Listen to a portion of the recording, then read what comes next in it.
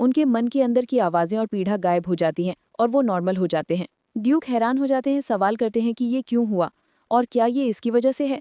अलीशा उसी समय चिंतित होती है कि वो गुस्सा है कि उसने उन्हें बिना इजाज़त की छुआ। फिर भी पीछे हटने के बजाय वो उसका हाथ जोर से पकड़ लेते हैं और उसे अपनी तरफ खींच लेते हैं। कमांड करते हैं कि वो हिले ना। उनके सीने से दबी हुई अलीशा सोचती रह जाती है कि अभी क्या हुआ है। अगले सीन में दोनों एक बेंच पर बैठे हैं, अभी भी हाथ पकड़े हुए हैं। दोनों शर्मिंदा हैं और एक दूसरे की आंखों से बच रहे हैं। अलीशा धीरे से पूछती है कि क्या उन्हें सच में इस तरह से बात करने की ज़रूरत है। ड्यूक परेशान एक्सप्लेन करते हैं कि उसका हाथ पकड़ना ही आवाज़ों को दूर रखने का एकमात्र तरीका है और इसलिए ये शर्त है कि वो उसे सुने। वो उसे पहले का प्रपोजल बताने को कहते हैं। अपना मौका देखते हुए अलीशा घोषणा करती है कि उन्हें उससे शादी करनी होगी। बदले में वो उनका भविष्य साल में 4 बार बताएंगी। ड्यूक ऐसे एब्स्ट्रैक्ट ऑफर से हैरान होते हैं। पूछते हैं कि वो उसकी प्रोफेसीज पर क्यों विश्वास करें। वो उन्हें याद दिलाती है कि वो सिर्फ इसलिए आए हैं क्योंकि उनके लेटर में लिखी हर चीज़ सच साबित हुई। उसकी कॉन्फिडेंस पर ड्यूक गुस्सा होते हैं और पूछते हैं कि क्या उसे सच में होश है कि कोई स्वयं से उनसे शादी करने की कोशिश करेगा। वो सीधे पूछते हैं कि वो किससे छुटकारा पाना चाहती है। वो एक नाम से जवाब देती है, ग्रेगरी बाकर। ड्यूक रुक जाते हैं। बाकर फैमिली से रिश्ता तोड़ना मुश्किल होगा, लेकिन ये अजीब यंग वुमन टेसन फैमिली को परेशान करने वाले श्राप के बारे में कुछ क्लू रखते लगती है। इस पर सोचते हुए वो रियलाइज़ करते हैं कि उन्हें ही उसका प्रपोजल पकड़ना चाहिए। बिना किसी हिचकिचाहट के वो डील एक्सेप्ट कर लेते हैं, लेकिन ये भी कहते हैं कि वो उसे तुरंत शादी नहीं कर सकते। निराश होकर अलीशा पूछती है कि तुरंत शादी क्यों नहीं। वो जवाब देते हैं कि जल्दी करने की कोई ज़रूरत नहीं है, सिर्फ एंगेजमेंट से ही बारकर फैमिली के साथ मसला हल हो जाएगा और उसके बाद वो उसे फ्यूचर ग्रैंड डचेस की तरह ट्रीट करेंगे। कुछ सोचने के बाद अलीशा ये एक्सेप्ट कर लेती है, फैसला करती है कि ये काफ़ी है। ड्यूक पूछते हैं कि क्या उसे कुछ और चाहिए। अलीशा जवाब देती है कि वो उनकी एबिलिटी पर भरोसा करती है कि वो मामले को अपने हिसाब से संभालेंगे, लेकिन मानती है कि वो कभी कभी लालच कर सकती है।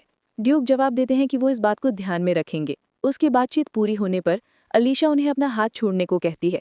ड्यूक छोड़ देते हैं और अलीशा रिमार्क करती है कि वो उनकी पार्टनरशिप के लिए एक्साइटेड है। ड्यूक भी वही जवाब देते हैं। उनकी एंगेजमेंट की खबर तेजी से पूरे कैपिटल में फैल जाती है। लोग हैरान हैं कि ड्यूक ने नॉर्दर्न फैमिलीज की एक लेडी से एंगेजमेंट की है। क्यूरियोसिटी बढ़ जाती है जब डाउरी और गिफ्ट्स के बारे में अफवाह फैलती है। बर्नार्डो वेल्स का मास्टरपीस लीडन कैसल, लिलीज विला जिसकी लेजेंडरी गोल्डन रूम्स हैं, और हवेरिया टेरिटरी कैपिटल और साउथ के बीच का एक स्ट्रेटेजिक पॉइंट। कई लोग सोच रहे हैं कि क्या ड्यूक ने अपना होश खो दिया है या अलीशा लेन असल में कौन है जो इतनी अचानक सी दिखी है। इस बीच अलीशा अपने पहले की एबिलिटीज़ को वापस पाने के लिए खूब मेहनत से ट्रेनिंग करती है। फिर भी वो रियलाइज़ करती है कि मैजिकल स्टोन्स के बिना उसकी कोशिशें सीमित लगती हैं। जिस समय वो प्रैक्टिस कर रही होती है, उसका दूसरा भाई जल्दी से अंदर दौड़ कर आता है।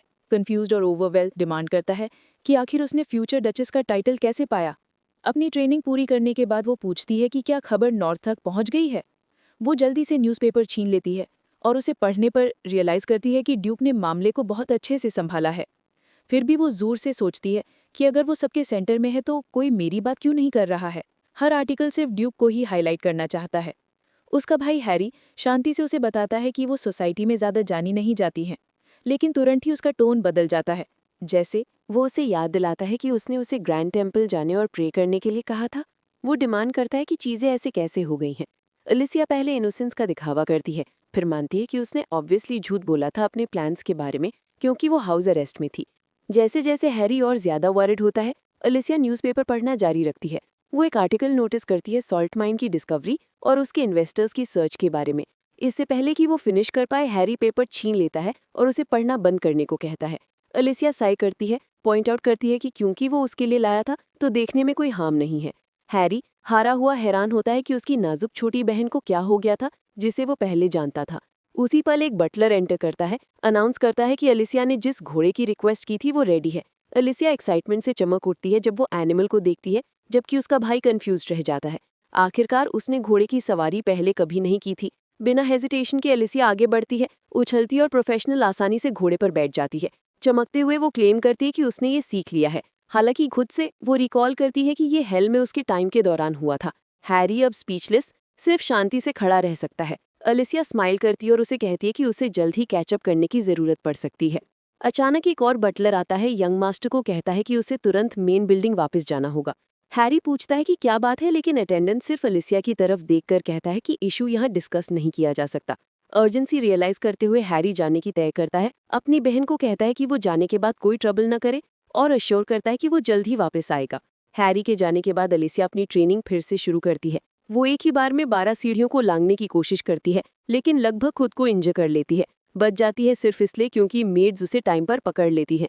वो रियलाइज करती है कि भले ही उसके बॉडी को मोशंस अभी भी याद हैं, वो स्ट्रेंथ जो उसके पास एक टाइम में थी वो मैनर स्टोन से आती थी। उनके बिना क्लियर लिमिट्स हैं। वो अपनी प्रैक्टिस जारी रखती है, घोड़े से एक पेड़ पर और फिर पेड़ से पेड़ पर उछलती है। एक शाखा से लटकते हुए वो सोचती है कि अकेली चीज जो उसे सच में हेल की याद आती है वो है, इससे पहले कि वो मैनर स्टोन्स के थॉट को फिनिश कर पाए उसकी पकड़ फिसल जाती है और वो गिर जाती है। बड़े मुश्किल से लैंड करते हुए वो खुद से मानती है कि अकेले ट्रेनिंग उसकी पहले की स्ट्रेंथ को वापस नहीं ला सकती। उसी पल कोई पास आता है। ऊपर देखते हुए वो ड्यूक खुद को देखती है। वो पूछता है कि क्या उसकी फैमिली में हर कोई उतनी डिलीजेंटली ट्रेन करता है जितना वो करती है। सरप्राइज होकर एलिसिया उठती है और पूछती है कि वो क्यों और कैसे यहाँ है। उसे उठाने के लिए अपना हाथ देते हुए ड्यूक एक्सप्लेन करता है कि वो टाइटल कॉन्फर्मेंट सेरेमनी के लिए आए हैं। एलिसिया उन्हें थैंक्स कहती है और उनका हाथ एक्सेप्ट करती है, लेकिन ऐसा करते हुए वो एक चीज नोटिस करती है जिसके लिए वो गहराई से तरसती है, एक मैना स्टोन। ड्यूक जो उसके फोकस से अनजान है पूछता है कि वो अकेले जंगल में क्या कर रही थी। एलिसिया जल्दी से सीधी खड़ी होती है, जवाब देती है कि वो सिर्फ एक्सरसाइज कर रही थी। हल्का अम्यूजमेंट के साथ ड्यूक कमेंट करता है कि जिसे वो एक्सरसाइज कहती है उसे कैवलरी की फुल ट्रेनिंग माना जाएगा। एम्बैरस होकर एलिसिया पूछती है कि क्या वो इस सब्जेक्ट को ड्रॉप कर सकती है। ड्यूक फिर उसे बताता है कि उसके बालों में एक पत्ती फंसी हुई है। एलिसिया टटोलती है, उसे ढूंढने की कोशिश करती है लेकिन नहीं ढूंढ पाती है। उसे देखते हुए ड्यूक साई करता है, एक्सक्यूज करता है और उसे रिमूव करने के लिए आगे बढ़ता है। जैसे ही उसका हाथ उसके बालों को छूता है, एलिसिया का ध्यान उस चमकदार ऑब्जेक्ट पर फंसा हुआ है जिसे उसने देखा था। वो स्टोन जो उसकी स्लीव बटन में सेट है। पता निकल जाने के बाद भी वो स्टोन से अपनी आंखें नहीं हटा पाती है। वो करीब आती है, उसे गहराई से घूरती है। उसके बिहेवियर से कंफ्यूज्ड होकर ड्यूक पीछे हटा है, लेकिन एक्सीडेंटली ट्रिप हो जाता है। एलिसिया भी लड़खड़ाती है, लेकिन वो उसे आखिरी सेकंड में पकड़ लेता है। इस नजदीकी के पल में एलिसिया बटन को ध्यान से देखती है। उसने पहले सोचा था कि वो चीजों की कल्पना कर रही थी, लेकिन अब उसे करीब से देखकर वो श्योर है। रियलाइज करते हुए कि वो कितनी करीब आ गई है, ड्यूक उसे अपना हाथ छोड़ने को कहता है। वो जानता है कि अगर वो उसे जबरदस्ती धक्का देकर अलग करता है तो उसे एक से ज्यादा तरह से चोट लग सकती है। इसके बजाय एलिसिया उसके हाथ को और जोर से पकड़ती है, उसे अपने चेहरे तक उठाती है और एक रिक्वेस्ट करती है। वो उससे स्लीव बटन दे देने को कहती है, क्योंकि वो श्योर है कि ये कोई ऑर्डिनरी ऑर्नामेंट नहीं बल्कि एक मैना स्टोन है। वो हल्का डिसअपॉइंटेड दिखता है और उसे कहता है कि वो उसे स्टोन नहीं दे सकता। ये उसकी फैमिली की जनरेशन से पास डाउन होता आया है, इसलिए ये कोई ऐसी चीज नहीं है जिसे वो आसानी से अलग कर सके। एलिसिया डिसअपॉइंटमेंट महसूस करती है और उसके भीतर की डाकल वॉइस उसे टेम्प्ट करती है कि वो उसे जबरदस्ती ये ले। उसी पर ड्यूक धीरे से रिक्वेस्ट करता है कि वो उस पर झुकने से हट जाए। वो अपोलोजाइज करती है और जल्दी से पीछे हट जाती है। ड्यूक उसे रियश्योर करता है कि भले ही वो उसे ये जेमस्टोन नहीं दे सकता, वो मानता है कि टेसन फैमिली ट्रेजरी में ऐसी ही कोई और स्टोन हो सकती है। वो उसे फाइंड करने का प्रॉमिस करता है और अगर वो उसे ढूंढने में सक्सीड करता है तो वो उसे ये गिफ्ट के रूप में प्रेजेंट करेगा। एलिसिया इस बात पर खुशी से चमक उठती है, हालांकि ड्यूक जल्द ही ऐड करता है कि वो प्रॉमिसेस नहीं कर सकता, सिर्फ अगर वो ढूंढ पाए तो। एलिसिया मुस्कुराती है, उसे कहती है कि सिर्फ ये जानना ही काफी है कि ऐसे जेम्स एग्जिस्ट करते हैं। वो हैरान होती है कि टेसन फैमिली को ये मैजिक स्टोन्स कैसे मिले होंगे। उसके साथ ही एलिसिया कहती है कि क्योंकि वो उसे गिफ्ट ऑफर कर रही है, शायद उसे एडवांस में चुका देना चाहिए।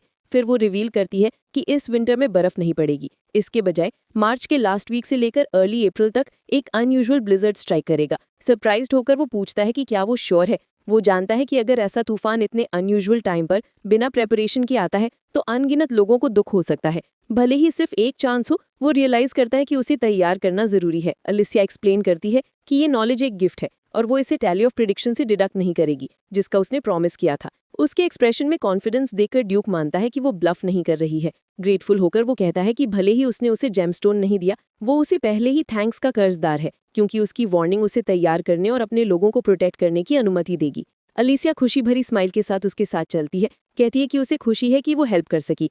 एनेक्स के एंट्रेंस पर कई सर्वेंट्स जमा है, जिसमें डेजी भी शामिल है। बटलर्स में से एक आगे बढ़ता है और एक बॉक्स प्रेजेंट करता है जिसमें आइटम्स हैं जिसका ड्यूक ने ऑर्डर किया था।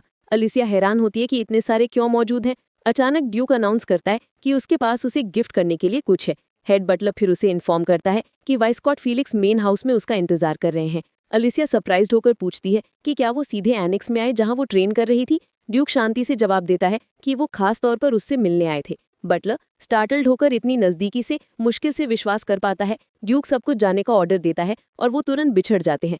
जैसे ही सर्वेंट्स वापस जाते हैं, अलिसिया डेजी से फुसफुसाती है, उसे घोड़े को स्टेबल में वापस करने को कहती है क्योंकि उसकी राइडिंग फिनिश हो चुकी है। डेजी नॉड करती है और चली जाती है। ड्यूक फिर अलिसिया से पूछता है कि क्या उसने बात करना फिनिश कर लिया है। फिर वो बॉक्स खुद खोलता है। अंदर एक शानदार रूबी ज्वेलरी सेट है। वो एक्सप्लेन करता है कि ये एक टाइम पर डचेस मार्गरीट का था और ये काउंट ऑफ एचेवेरिया के ट्रेडिशनल एयरलूम्स का पार्ट है। अलिसिया चमकती आंखों से उसे देखती है, हैरान होती है कि क्या ये सच में उसके लिए है। ड्यूक कंफर्म करता है कि ये है। उसे कहता है कि वो एचेवेरिया की फॉर्मल काउंटर्स के रूप में अपीयर होने पर इसका इस्तेमाल करेगी। अलिसिया शांति से अग्री करती है, कहती है कि वो ऐसा करेगी। उसके सीरियस टोन से अम्यूज्ड होकर ड्यूक उसका ये अनएक्सपेक्टेड साइड काफी प्यारा लगता है।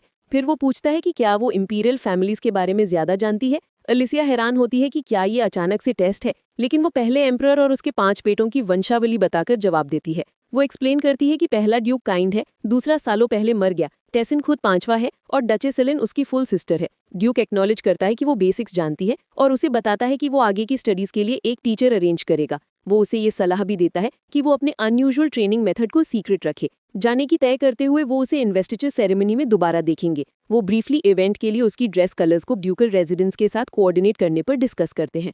फिर करीब झुककर वो कुछ फुसफुसाता है जो उसे शॉक करता है। जब वो पूछती है कि क्या वो श्योर है, तो वो जवाब देता है कि उसने उसे अपनी आंखों से देखा है और श्योर है। अपने घोड़े पर बैठकर वो ऐड करता है कि वो उम्मीद करता है कि ये इन्फॉर्मेशन उसके लिए यूजफुल होगी। फिर वो उतनी ही तेजी से चला जाता है जितनी तेजी से वो आया था।